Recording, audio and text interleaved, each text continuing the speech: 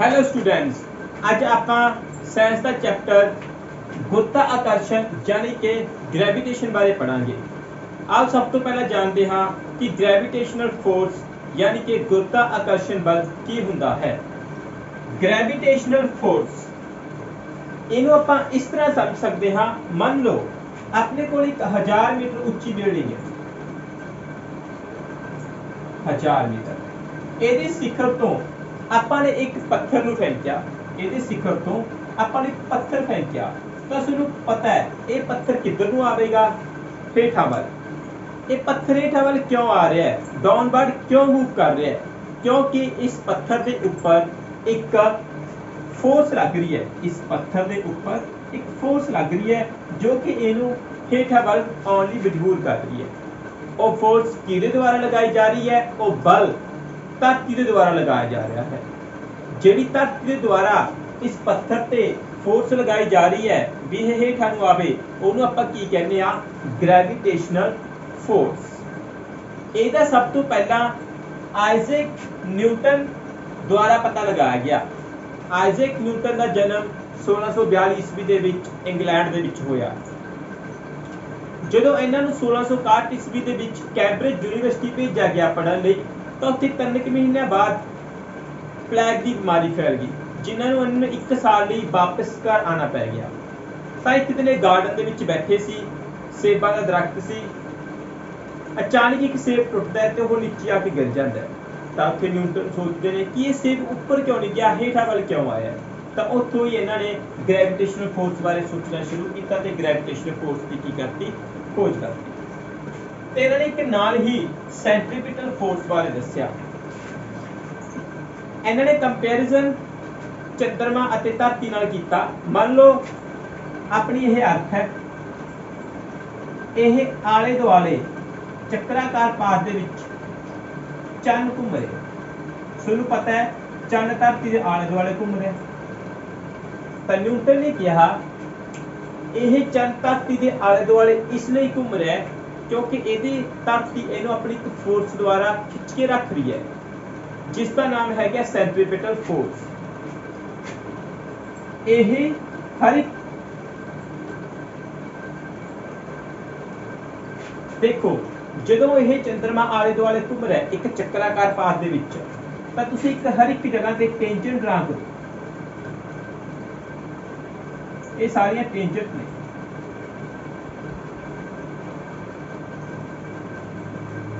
Tangent ਦੇ normal ਹੁੰਦਾ ਹਮੇਸ਼ਾ ਰੇਡੀਅਸ।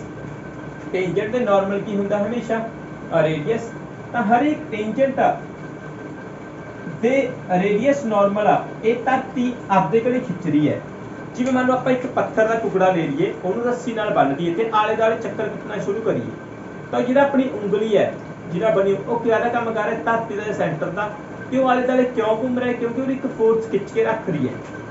जे ये फोर्स ना होवे, जेकर सेंट्रीपिटल फोर्स ना होवे, फार्मूला है mv² अपॉन r, केंद्रमुखी बल जे एग्जिस्ट नहीं करता तां यह चंद हमेशा सीधी रेखा दे विच जाऊगा, सीधा जाऊगा। जिवें तुसीं एक पत्थर नूं घुमा रहे हो, जो पत्थर नूं छड्ड दो, जो पत्थर नूं छड्ड दो तां ओह एक टेंजेंट जिस वक्त ओहदी ओह टेंजेंट सी उस दिशा दे विच ओह लीनियर यानी कि सन रेखी विच मूव कर जूगा। ये ज़्यादा डिटेल 11वीं च है। तां सेंट्रीपिटल फोर्स और कित्थे लगदी है? ये सेंट्रीपिटल फोर्स तुसीं सड़कां ते देखी होनी, जो दे कर्व आ जांदा है तां तुसीं देखिया होना। मान लो ये कर्व है, एवें मुड़ना अपने गड्डी ते मुड़ना, ये सड़क ये इधरले पासों थोड़ी जी उच्ची उठी होगी, मामूली जी की होगी, थोड़ी जी उच्ची उठी होगी, तां करके गड्डी नूं इधर नूं मूव करती रहे, तो वो सीधी ना जाए। क्योंकि जे सेंट्रीपिटल फोर्स नहीं होगी, आपां तेज गड्डी ते जेकर स्पीड ज़्यादा है फिर वो सीधी रेखा दे विच जा सकती है, जिस करके एक्सीडेंट हो सकता है। तो तुसीं जदों भी देखोगे सड़कां थोड़ियां उच्चियां उच्चियां होंदियां हन, तां करके सेंट्रीपिटल फोर्स काम कर सकदी है। Kepler's law.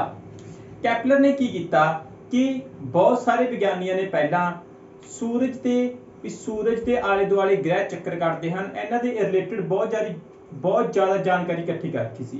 कैपलर ने सारी जानकारी इकट्ठा किया ਤੇ ਉਹ ਤੋਂ ਕੁਝ ਕਨਕਲੂਡ ਕੀਤਾ ਤੇ ਕੁਝ ਆਪਣੇ ਤਿੰਨ ਲਾ ਦਿੱਤੇ ਜਿਹੜੇ ਕਿ ਇਸ ਪ੍ਰਕਾਰ ਹਨ law of orbit, law of area, law of period. ਆਓ ਆਪਾਂ ਇੱਕ ਇੱਕ ਲਾ ਬਾਰੇ ਪੜ੍ਹਦੇ ਹਾਂ।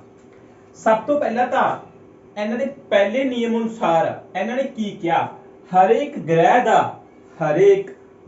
ਦਾ ਯਾਨੀ ਕਿ ਪਲੈਨਟ ਦਾ ਗ੍ਰਹਿ ਪਥ ਕੀ ਹੋਵੇਗਾ, ਅੰਡਾਕਾਰ ਹੋਵੇਗਾ। ਯਾਨੀ ਕਿ ਹਰੇਕ ਪਲੈਨਟ ਹੈ ਜਿਹੜਾ ਸੂਰਜ ਦੇ ਆਲੇ ਦੁਆਲੇ ਇੱਕ ਅੰਡਾਕਾਰ ਸ਼ੇਪ ਦੇ ਵਿੱਚ ਚੱਕਰ ਕੱਟੇਗਾ। ਤੇ ਦੂਜਾ ਲਾ ਆਫ ਏਰੀਆ, ਦੂਜੇ ਨਿਯਮ ਦੇ ਅਨੁਸਾਰ ਕੀ ਹੈ, ਜੇਕਰ ਆਪਾਂ ਸੂਰਜ ਅਤੇ ਗ੍ਰਹਿ ਦੀ ਗੱਲ ਕਰੀਏ ਤਾਂ ਦੋਨਾਂ ਨੂੰ ਮਿਲਾਉਣ ਵਾਲੀ ਰੇਖਾ ਸੂਰਜ, ਮੰਨ ਲਓ ਇਹ ਸੂਰਜ ਹੈ, ਪਹਿਲਾ ਪੋਜੀਸ਼ਨ ਸੀ L ਤੇ ਗ੍ਰਹਿ ਦੀ, ਪਲੈਨਟ ਪਹਿਲਾਂ L ਪੋਜੀਸ਼ਨ ਤੇ ਹੈ, ਫਿਰ ਹੈਗਾ ਪੋਜੀਸ਼ਨ K ਤੇ, ਫਿਰ ਕਿਹੜੀ ਪੋਜੀਸ਼ਨ ਤੇ ਹੈ, K ਤੇ। ਤਾਂ ਨਾ ਸੂਰਜ ਤੋਂ ਯਾਨੀ ਕਿ F1 ਨੂੰ L ਨਾਲ ਮਿਲਾਤਾ, F1 ਨੂੰ K ਨਾਲ ਮਿਲਾਤਾ, ਯਾਨੀ ਕਿ ਸੂਰਜ ਤੋਂ ਪਲੈਨਟ ਮਿਲਾਉਣ ਵਾਲੀ ਰੇਖਾ ਜਿਹੜਾ ਇਹ ਏਰੀਆ ਅਤੇ ਫਿਰ ਜਦੋਂ ਸੂਰਜ ਇੱਥੇ ਵਗ ਗਿਆ, ਇੱਥੇ ਹੋ ਗਿਆ ਪੁਆਇੰਟ, ਇੱਥੇ ਹੋ ਗਿਆ ਪੁਆਇੰਟ, ਜਿਹੜਾ ਇਹ ਏਰੀਆ ਹੈ ਇਹ ਕੀ ਹੋਵੇਗਾ, ਹਮੇਸ਼ਾ ਸਮਾਨ ਹੋਵੇਗਾ, ਯਾਨੀ ਕਿ ਇੱਕੋ ਜਿਹਾ ਹੋਵੇਗਾ। ਕਦੋਂ ਹੋਵੇਗਾ, ਮੰਨ ਲਓ ਜਦੋਂ ਇਹ ਇੱਥੋਂ ਲੈ ਕੇ ਇੱਥੇ ਤੱਕ ਆਇਆ, ਮੰਨ ਲਓ ਜਦੋਂ L ਤੋਂ ਲੈ ਕੇ K ਤੱਕ ਆਇਆ, ਇਹਨੂੰ ਕਿੰਨੇ ਮਿੰਟ ਲੱਗੇ, 30 ਮਿੰਟ ਲੱਗੇ। ਕਿੰਨੇ ਮਿੰਟ ਲੱਗੇ, 30 ਮਿੰਟ ਲੱਗੇ। ਉਵੇਂ ਜੇ ਇੱਥੋਂ ਲੈ ਕੇ ਇਹਨੂੰ ਇੱਥੇ ਤੱਕ ਵੀ ਸਮਾਂ 30 ਮਿੰਟ ਲੱਗਦਾ ਹੈ, ਜੇਕਰ ਸਮਾਂ 30 ਮਿੰਟ ਲੱਗਦਾ ਹੈ ਤਾਂ ਜਿਹੜਾ ਇਹ ਏਰੀਆ ਹੈ ਇਹ ਕੀ ਹੋਵੇਗਾ, ਹਮੇਸ਼ਾ ਬਰਾਬਰ ਹੋਵੇਗਾ, ਖੇਤਰਫਲ ਕੀ ਹੋਵੇਗਾ, ਹਮੇਸ਼ਾ ਬਰਾਬਰ। ਇਸ ਲਈ ਇਹ ਡੈਫੀਨੇਸ਼ਨ ਦੇ ਅਨੁਸਾਰ ਸੂਰਜ ਅਤੇ ਗ੍ਰਹਿ ਨੂੰ ਮਿਲਾਉਣ ਵਾਲੀ ਰੇਖਾ ਸਮਾਨ ਸਮੇਂ ਵਿੱਚ ਸਮਾਨ ਖੇਤਰਫਲ ਤੈਅ ਕਰਦੀ ਹੈ। ਸੂਰਜ ਅਤੇ ਗ੍ਰਹਿ ਨੂੰ ਮਿਲਾਉਣ ਵਾਲੀ ਰੇਖਾ ਯਾਨੀ ਕਿ ਇਹ ਰੇਖਾ ਮਿਲਾਤੀ ਜੇਕਰ ਸਮਾਂ ਇੱਕੋ ਜਿਹਾ, ਟਾਈਮ ਇਕੁਅਲ ਸਮੇਂ ਦੇ ਵਿੱਚ ਇਕੁਅਲ ਏਰੀਆ ਕਵਰ ਕਰਦੀ ਹੈ। ਇਹ ਸੀ ਆਪਣਾ ਸੈਕੰਡ ਨਿਯਮ। ਲਾ ਆਫ ਪੀਰੀਅਡ, ਇਸ ਤੋਂ ਕੀ ਮਤਲਬ ਹੈ ਵੀ ਜਦੋਂ ਸੂਰਜ ਦੇ ਆਲੇ ਦੁਆਲੇ ਇੱਕ ਗ੍ਰਹਿ ਇੱਕ ਅੰਡਾਕਾਰ ਪਾਥ ਦੇ ਵਿੱਚ ਘੁੰਮ ਰਿਹਾ ਹੈ ਤਾਂ ਉਹ ਉਸ ਦੀ ਜਿਹੜੀ ਔਸਤ ਦੂਰੀ ਕਿਵੇਂ, ਮਤਲਬ ਕਿ ਜਿਹੜੀ ਮੇਜਰ ਐਕਸਿਸ ਹੈ ਇਹ ਇੱਕ ਐਲਿਪਸ ਹੈ। ਐਲਿਪਸ ਵੈਸੇ 11ਵੀਂ ਦਾ ਕਨਸੈਪਟ ਹੈ, ਤੁਹਾਨੂੰ ਐਲਿਪਸ ਬਾਰੇ ਦੱਸ ਦੇਣਾ। ਇਹ ਸ਼ੇਪ ਹੁੰਦੀ ਹੈ ਐਲਿਪਸ ਦੀ ਤੇ ਇਹ ਹੁੰਦੀ ਹੈ ਮੇਜਰ ਐਕਸਿਸ ਜਿਹੜੀ ਲੰਬੀ ਹੁੰਦੀ ਹੈ, ਯਾਨੀ ਕਿ ਸਭ ਤੋਂ ਲੰਬੀ ਰੇਖਾ। ਜਿਹੜੀ ਵਰਟੀਕਲ ਹੁੰਦੀ ਹੈ ਉਹ ਹੁੰਦੀ ਹੈ ਮਾਈਨਰ ਐਕਸਿਸ ਤੇ ਜਿਹੜੀ ਹੋਰੀਜ਼ੌਂਟਲ ਹੁੰਦੀ ਹੈ ਉਹ ਕੀ ਹੁੰਦੀ ਹੈ, ਮੇਜਰ ਐਕਸਿਸ। ਤਾਂ ਇਹ ਕੀ ਹੁੰਦਾ ਆਪਣਾ ਸੈਂਟਰ, ਜਿਹਨੂੰ ਆਪਾਂ O ਕਹਿ ਦਿੰਦੇ ਆ, ਤੇ OM ਕੀ ਹੈ, ਮੇਜਰ ਐਕਸਿਸ ਪਰ ਹਾਫ ਸੈਮੀ ਮੇਜਰ ਐਕਸਿਸ। ਯਾਨੀ ਕਿ ਇਹ ਟੋਟਲ ਆ, ਜੇ ਟੋਟਲ ਆਪਣੇ ਕੋਲ 2R ਹੈ, ਜੇਕਰ GM ਆਪਣੇ ਕੋਲ 2R ਹੈ ਤਾਂ OM ਕਿੰਨੀ ਹੋਵੇਗੀ, R ਦੇ ਬਰਾਬਰ ਹੋਵੇਗੀ, ਜਿਹਨੂੰ ਆਪਾਂ ਕੀ ਕਹਿ ਦਿੰਦੇ ਆ, ਸੈਮੀ ਮੇਜਰ ਐਕਸਿਸ। ਹੁਣ ਡੈਫੀਨੇਸ਼ਨ, ਸੂਰਜ ਤੋਂ ਕਿਸੇ ਗ੍ਰਹਿ ਦੀ ਔਸਤ ਦੂਰੀ ਦਾ ਘਨ ਉਸਦੇ ਗ੍ਰਹਿ ਦੇ ਗ੍ਰਹਿ ਪਥ ਪਰਿਕਰਮਾ ਕਾਲ T ਦੇ ਵਰਗ ਦੇ ਸਿੱਧਾ ਅਨੁਪਾਤੀ ਹੈ। ਮੰਨ ਲਓ ਆਪਣੀ ਜਿਹੜੀ ਧਰਤੀ ਹੈ, ਧਰਤੀ ਇਹਦੇ ਆਲੇ ਦੁਆਲੇ ਘੁੰਮ ਰਹੀ ਹੈ, ਤਾਂ ਜਦੋਂ ਇਹ ਇੱਕ ਚੱਕਰ ਪੂਰਾ ਕਰ ਲੂਗੀ ਤਾਂ ਇਹਦਾ ਜਿਹੜਾ ਸੈਮੀ ਮੇਜਰ ਐਕਸਿਸ ਹੈ R, ਇਹਦਾ ਜੇ ਮੈਂ ਕਿਊਬ ਕਰਦਾ, ਇਹਦਾ ਜੇਕਰ ਮੈਂ ਕਿਊਬ ਕਰਦਾ ਯਾਨੀ ਕਿ ਘਨ ਕਰਦਾ ਅਤੇ ਲੱਗੇ ਸਮੇਂ ਦਾ ਜਿੰਨਾ ਸਮਾਂ ਲੱਗਿਆ ਉਹਦਾ ਮੈਂ ਸਕੁਅਰ ਕਰਦਾ ਤਾਂ ਉਹ ਕੀ ਨੇ, ਆਪਸ ਚ ਸਿੱਧੇ ਅਨੁਪਾਤੀ ਨੇ, ਯਾਨੀ ਕਿ ਡਾਇਰੈਕਟਲੀ ਪ੍ਰੋਪੋਰਸ਼ਨਲ ਨੇ। ਇਹਦੇ ਕਹਿਣ ਦਾ ਮਤਲਬ ਇਹ ਹੈ, ਮੰਨ ਲਓ ਇਹ ਧਰਤੀ ਘੁੰਮ ਰਹੀ ਹੈ, M ਤੋਂ ਸਟਾਰਟ ਹੋਈ ਤਾਂ ਇਹ ਜਦੋਂ ਵਾਪਸ M ਤੇ ਆਈ ਤਾਂ ਇਹਨੂੰ ਜਿਹੜਾ ਵੀ ਸਮਾਂ ਲੱਗਿਆ T ਸਮਾਂ ਲੱਗਿਆ ਅਤੇ ਉਹਦਾ ਸਕੁਅਰ ਕਰਤਾ ਆਪਾਂ ਨੇ। ਫਿਰ ਜਿਹੜਾ OM ਸੀ, ਜਿਹੜੀ ਇਹਦੀ ਦੂਰੀ ਹੈ ਸੈਮੀ ਮੇਜਰ ਐਕਸਿਸ ਦੀ, ਸੂਰਜ ਤੋਂ ਲਾ ਲਓ ਵੀ ਹੁਣ ਮੰਨ ਲਓ ਸੂਰਜ ਤੋਂ ਜਿਹੜੀ ਇਹਦੀ ਔਸਤ ਦੂਰੀ ਆਪਾਂ ਮੰਨ ਲੈਂਦੇ ਆ ਸੂਰਜ ਤੋਂ, ਤਾਂ ਉਹ ਕੀ ਹੋਊਗਾ, ਤਾਂ ਕਿਊਬ ਕਰਕੇ ਕੀ ਹੋਣਗੇ, ਦੋਨੇ ਸਿੱਧੇ ਅਨੁਪਾਤੀ ਹੋਣਗੇ।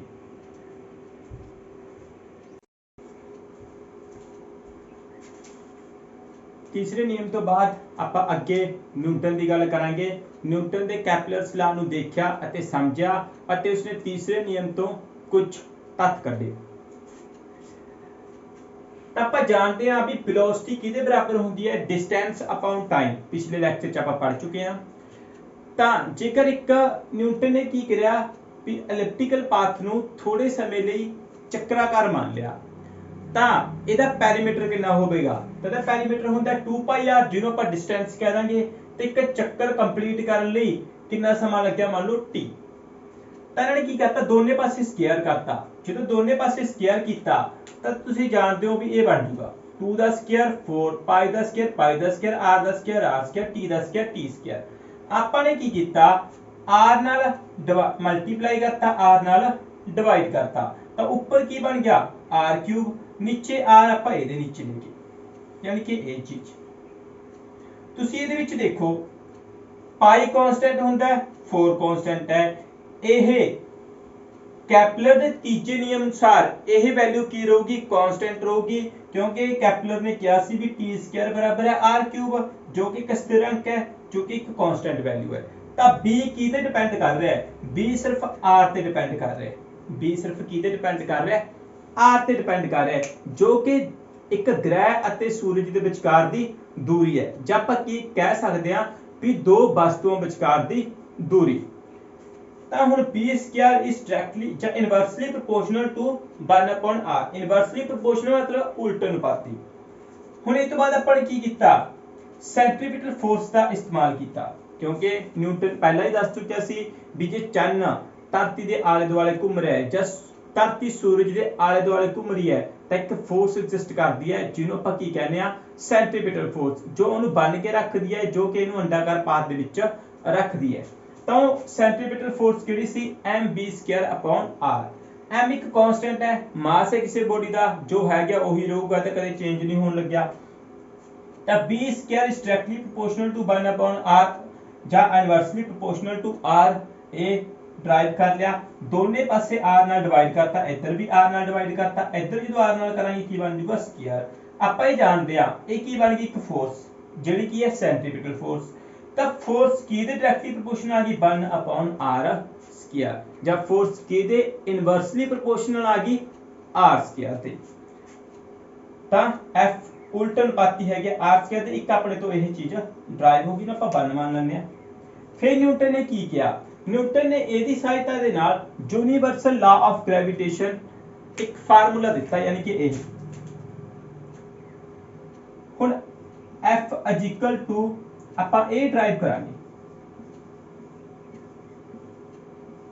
ਇਹ ਚੀਜ਼ ਡਰਾਈਵ ਕਰਨੀ ਹੈ, ਇਹ ਸੌਖਾ ਹੀ ਹੈ। ਨਿਊਟਨ ਨੇ ਕਿਹਾ ਵੀ ਜਿਹੜੀ F ਹੈ ਉਹ ਕਿਹਦੇ ਡਾਇਰੈਕਟਲੀ ਪ੍ਰੋਪੋਰਸ਼ਨਲ ਹੈ, F ਡਾਇਰੈਕਟਲੀ ਪ੍ਰੋਪੋਰਸ਼ਨਲ ਹੈਗਾ m n, ਯਾਨੀ ਕਿ ਦੋਨਾਂ ਦਾ ਪ੍ਰੋਡਕਟ। m ਇੱਕ ਵੱਡੀ ਵਸਤੂ ਹੈ, ਇੱਕ m ਕੀ ਹੈ, ਇੱਕ ਛੋਟੀ m ਛੋਟੀ ਵਸਤੂ ਹੈ। ਜਿਵੇਂ ਕਿ ਸੂਰਜ, ਇੱਥੇ ਧਰਤੀ ਆਣਾ ਸੀ, ਧਰਤੀ ਵਾਲੋ ਅਰਥ, ਅਰਥ ਤੇ ਮੂਨ ਲਾ ਲਓ। ਹੁਣ ਅਰਥ ਇੱਕ ਬਿਗ ਬੋਡੀ ਹੈ, ਮੂਨ ਇੱਕ ਸਮਾਲੈਸਟ ਬੋਡੀ ਹੈ। ਤਾਂ ਜਿਹੜੇ ਮੂਨ ਹੈ ਧਰਤੀ ਦੇ ਆਲੇ ਦੁਆਲੇ ਚੱਕਰ ਲਗਾ ਰਹੇ, ਤਾਂ ਜਿਹੜੀ F ਹੋਗੀ ਗ੍ਰੈਵਿਟੇਸ਼ਨਲ ਫੋਰਸ ਹੋਗੀ ਉਹ ਕਿਹਦੇ ਡਿਪੈਂਡ ਕਰੂਗੀ, ਧਰਤੀ ਦੇ ਮਾਸ ਤੇ ਅਤੇ ਚੰਨ ਦੇ ਮਾਸ ਤੇ। ਤਾਂ ਕਿਹਦੇ ਪ੍ਰੋਡਕਟ ਹੋ ਗਿਆ m into n, ਤਾਂ F ਡਾਇਰੈਕਟਲੀ ਪ੍ਰੋਪੋਰਸ਼ਨਲ ਆ ਗਿਆ ਦੋਨਾਂ ਦੇ ਪੁੰਜ ਦਾ ਗੁਣਨਫਲ। ਇੱਕ F ਕਿਹਦੇ ਇਨਵਰਸਲੀ ਪ੍ਰੋਪੋਰਸ਼ਨਲ ਹੈ 1/r ਸਕੁਅਰ, ਇਹ ਆਪਾਂ ਇੱਥੋਂ ਕੱਢ ਕੇ ਆਏ। ਜਿਹਨਾਂ ਨੂੰ ਆਪਾਂ ਇਕੱਠਾ ਕਰ ਦਈਏ, ਜਿਹਨਾਂ ਨੂੰ ਆਪਾਂ ਇਕੱਠਾ ਕਰ ਦਈਏ ਤਾਂ ਕੀ ਬਣ ਜਾਊਗਾ m/r ਸਕੁਅਰ। ਇਹਨੂੰ ਜਿਹੜਾ ਇਹ ਡਾਇਰੈਕਟਲੀ ਪ੍ਰੋਪੋਰਸ਼ਨਲ ਦਾ ਸਾਈਨ ਹੈ ਇਹਨੂੰ ਹਟਾ ਕੇ ਆਪਾਂ ਇੱਕ g ਦੀ ਵੈਲਿਊ ਦਿੱਤੀ, ਇਹਨੂੰ g ਨਾਮ ਦਿੱਤਾ, ਤਾਂ ਇਹ ਕੀ ਫਾਰਮੂਲਾ ਬਣ ਗਿਆ F g/m/r square, g/m/r square. ਤਾਂ ਇਹ ਸੀ ਆਪਣਾ ਫਾਰਮੂਲਾ। g ਕੀ ਹੈ, ਇੱਕ ਗ੍ਰੈਵਿਟੇਸ਼ਨਲ ਕਾਂਸਟੈਂਟ ਹੈ, ਗ੍ਰੈਵਿਟੇਸ਼ਨਲ ਕਾਂਸਟੈਂਟ ਹੈ ਜਿਹਦੀ ਵੈਲਿਊ ਕਿੰਨੀ ਹੈ 6.67 into 10 ਦੀ ਪਾਵਰ 11। ਇਹਦੀ ਆਪਾਂ ਹੁਣ g ਦੀ ਯੂਨਿਟ ਡਰਾਈਵ ਕਰਾਂਗੇ, ਕਿਉਂਕਿ ਪਿੱਛੇ ਯੂਨਿਟ ਵੀ ਆਊਗੀ ਨਾ, ਤਾਂ ਉਹ ਵੈਲਿਊ ਫਾਈਂਡ ਕਰਦੇ ਆ ਵੀ g ਦੀ ਯੂਨਿਟ ਕੀ ਹੁੰਦੀ ਹੈ। ਕਈ ਵਾਰ ਪੇਪਰ 'ਚ ਪੁੱਛ ਲੈਂਦੇ ਨੇ ਵੀ ਯੂਨਿਟ ਦੱਸੋ ਗ੍ਰੈਵਿਟੇਸ਼ਨਲ ਕਾਂਸਟੈਂਟ ਦੀ, ਤਾਂ ਤੁਹਾਨੂੰ ਫੋਰਸ ਯਾਨੀ ਕਿ ਫੋਰਸ ਆਫ ਗ੍ਰੈਵਿਟੇਸ਼ਨਲ ਫੋਰਸ ਬਾਰੇ ਹੀ ਪਤਾ ਲੱਗ ਗਿਆ। ਇਹ ਸੈਂਟਰੀਪੀਟਲ ਫੋਰਸ ਹੈ mv²/r। ਜਿਹੜੀ ਇਹ ਫੋਰਸ ਹੈ ਗ੍ਰੈਵਿਟੇਸ਼ਨਲ ਫੋਰਸ, ਇਹ ਹਰੇਕ ਬੋਡੀ ਲਈ ਐਪਲੀਕੇਬਲ ਹੈ, ਚਾਹੇ ਦੋ ਛੋਟੀਆਂ ਨੇ ਯਾਨੀ ਕਿ ਇੱਕ ਵੱਡੀ ਛੋਟੀ ਹੈ, ਚਾਹੇ ਬਹੁਤ ਜ਼ਿਆਦਾ ਵੱਡੀਆਂ ਨੇ, ਧਰਤੀ ਸੂਰਜ ਲਾ ਲਓ, ਚਾਹੇ ਆਪਣੇ ਧਰਤੀ ਤੇ ਨੇ। ਧਰਤੀ ਦੇ ਖਾਤਰ g ਦੀ ਵੈਲਿਊ ਕਿੰਨੀ ਹੈ 6.6 into 10 ਦੀ ਪਾਵਰ -11। ਹੁਣ ਆਪਾਂ g ਦੀ ਯੂਨਿਟ ਫਾਈਂਡ ਕਰਦੇ ਹਾਂ। ਇਹ ਨੋਟ ਕਰ ਲਿਓ, ਇੰਪॉर्टेंट है, कुछ भी पूछ सकते हैं भी बी स्क्वायर किदे inversely proportional R square F किदे बराबर है 1/r स्क्वायर। इन्हां विच कोई भी मल्टीपल चॉइस का क्वेश्चन बन सकता है।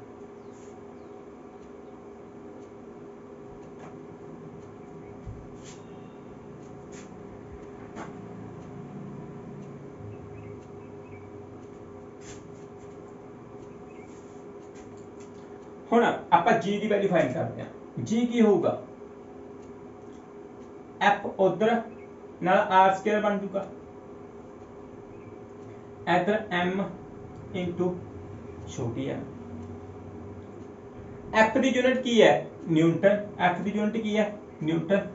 r ਇੱਕ ਡਿਸਟੈਂਸ ਹੈ, ਡਿਸਟੈਂਸ ਦੀ SI ਯੂਨਿਟ ਕੀ ਹੁੰਦੀ ਹੈ, ਮੀਟਰ। ਕੀ ਹੁੰਦੀ ਹੈ, ਮੀਟਰ। ਤਾਂ ਇੱਥੇ ਆ ਜਾਊਗਾ ਮੀਟਰ ਦਾ ਸਕੁਅਰ। m ਵੱਡੀ m ਤੇ ਛੋਟੀ m ਦੋਨੇ ਕੀ ਨੇ, ਮਾਸ। ਮਾਸ ਦੀ SI ਯੂਨਿਟ ਕੀ ਹੁੰਦੀ ਹੈ, ਕਿਲੋਗ੍ਰਾਮ। ਕੀ ਹੁੰਦੀ ਹੈ, ਕਿਲੋਗ੍ਰਾਮ। ਤਾਂ ਕਿਲੋਗ੍ਰਾਮ ਇਨਟੂ ਕਿਲੋਗ੍ਰਾਮ ਤਾਂ ਕੀ ਬਣ ਗਿਆ, ਨਿਊਟਨ ਮੀਟਰ ਸਕੁਅਰ ਕਿਲੋਗ੍ਰਾਮ ਦਾ ਸਕੁਅਰ। ਇਹ ਉੱਪਰ ਵਗ ਜੂਗਾ ਤਾਂ ਨਿਊਟਨ ਮੀਟਰ ਸਕੁਅਰ ਕਿਲੋਗ੍ਰਾਮ ਦਾ ਪਰ ਯੂਨਿਟ ਦਾ ਸਕੁਅਰ। ਇਹ ਇਹਦੀ ਕੀ ਆ ਗਈ, g ਦੀ। ਗ੍ਰੈਵਿਟੇਸ਼ਨਲ ਫੋਰਸ, ਗ੍ਰੈਵਿਟੇਸ਼ਨਲ ਫੋਰਸ ਦੇ ਕਾਰਨ ਕੀ ਕੁਝ ਹੁੰਦਾ ਹੈ। ਗ੍ਰੈਵਿਟੇਸ਼ਨਲ ਫੋਰਸ ਦੇ ਕਾਰਨ ਹੀ ਜਿਹੜਾ ਇਹ ਸੋਲਰ ਸਿਸਟਮ ਹੈ ਉਹ ਐਗਜ਼ਿਸਟ ਕਰਦਾ ਹੈ, ਕਿਉਂਕਿ ਸਾਰੇ ਗ੍ਰਹਿ ਇੱਕ ਦੂਜੇ ਤੇ ਫੋਰਸ ਲਗਾ ਰਹੇ ਨੇ। ਸੂਰਜ ਸਾਰਿਆਂ ਨੂੰ ਆਪਣੇ ਕਨੀ ਖਿੱਚ ਰਿਹਾ ਹੈ, ਤਾਂ ਕਰਕੇ ਉਹ ਇਲਿਪਟੀਕਲ ਪਾਥ ਦੇ ਵਿੱਚ ਘੁੰਮ ਰਹੇ ਨੇ।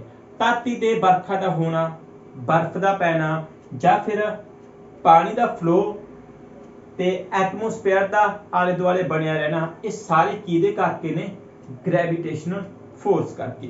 ਤਾਂ ਤੁਹਾਨੂੰ ਕੁਐਸਚਨ ਪੁੱਛ ਸਕਦੇ ਨੇ ਵੀ ਫਲੋ ਆਫ ਵਾਟਰ ਕਿਹੜੀ ਫੋਰਸ ਕਾਰਨ ਹੈ, ਗ੍ਰੈਵਿਟੇਸ਼ਨਲ ਫੋਰਸ ਕਰਕੇ।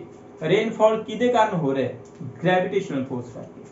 ਹੁਣ ਆਪਾਂ ਇਹਦੇ ਰਿਲੇਟਡ ਕੁਝ ਕੁਐਸਚਨ ਕਰਦੇ ਹਾਂ ਵੀ ਫੋਰਸ ਕਿਹਦੇ ਬਰਾਬਰ ਹੈ, g capital M smallest m divide by r the square, ਯਾਨੀ ਕਿ f inversely proportional r square ਤੇ ਡਾਇਰੈਕਟਲੀ ਪ੍ਰੋਪੋਰਸ਼ਨਲ ਮਾਸ ਤੇ। ਹੁਣ ਆਪਾਂ ਨੂੰ ਪੁੱਛ ਸਕਦੇ ਨੇ ਜੇਕਰ ਦੋ ਬੋਡੀਜ਼ ਦੇ ਵਿਚਕਾਰ ਦਾ ਜੇਕਰ ਡਿਸਟੈਂਸ r ਹੈ, ਇਹ ਡਿਸਟੈਂਸ ਨੂੰ ਜੇਕਰ ਡਬਲ ਕਰ ਦਿੱਤਾ ਜਾਵੇ, ਇਹ ਡਿਸਟੈਂਸ ਨੂੰ ਕੀ ਕਰ ਦਿੱਤਾ ਜਾਵੇ, ਡਬਲ ਕਰ ਦਿੱਤਾ ਜਾਵੇ ਤਾਂ ਫੋਰਸ ਤੇ ਕੀ ਇਫੈਕਟ ਪਵੇਗਾ। ਆਓ ਦੇਖਦੇ ਹਾਂ। F1 मान लो, g कांस्टेंट है, m भी उन्ना ही रहूगा, छोटी m भी उन्नी रहूगी। r च बदलाव करता, r ਨੂੰ 2r करता, स्क्वायर है तो की कर दो, स्क्वायर कर दो। तो F1 कितना आ गया, g m upon 4r square, यानी कि 1/4 g m upon r square. तो फोर्स किहदे बराबर आ गई, फोर्स अपने बराबर आ गई 1/4 f। ਤਾਂ ਡਿਸਟੈਂਸ ਡਬਲ ਕਰਨ ਤੇ ਜਿਹੜੀ ਗ੍ਰੈਵਿਟੇਸ਼ਨਲ ਫੋਰਸ ਹੈ ਉਹ ਕਿੰਨੀ ਰਹਿ ਜੂਗੀ, 1/4। ਉਹਦੇ ਪਹਿਲਾਂ ਜਿੰਨੀ ਫੋਰਸ ਸੀ ਉਹਦੇ ਚੌਥੇ ਹਿੱਸੇ ਦੇ ਬਰਾਬਰ ਆ ਜੂਗੀ।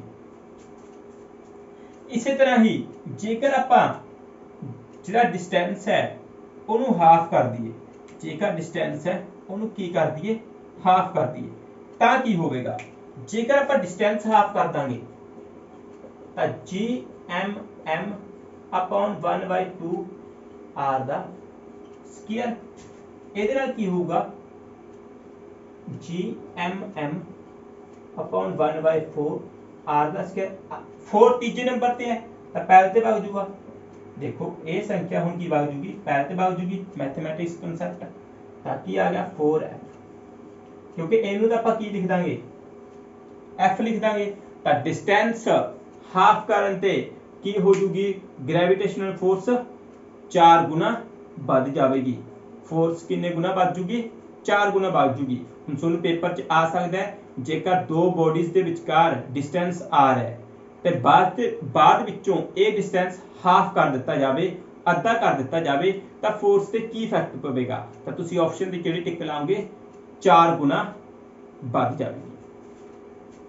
ਇਸੇ ਤਰ੍ਹਾਂ ਉਹ ਤੁਹਾਨੂੰ ਕਹਿ ਸਕਦੇ ਨੇ ਮਾਸ ਦੇ ਰਿਲੇਟਡ। r ਇਹੀ ਹੈ, ਪਹਿਲਾ ਮਾਸ m ਸੀ, ਇੱਧਰ ਛੋਟੀ m ਸੀ। ਜੇਕਰ ਇੱਕ ਬੋਡੀ ਦਾ ਮਾਸ ਦੁੱਗਣਾ ਕਰਤਾ, ਇੱਕ ਬੋਡੀ ਦਾ ਮਾਸ ਦੁੱਗਣਾ ਕਰਤਾ ਫਿਰ ਕੀ ਇਫੈਕਟ ਪਵੇਗਾ।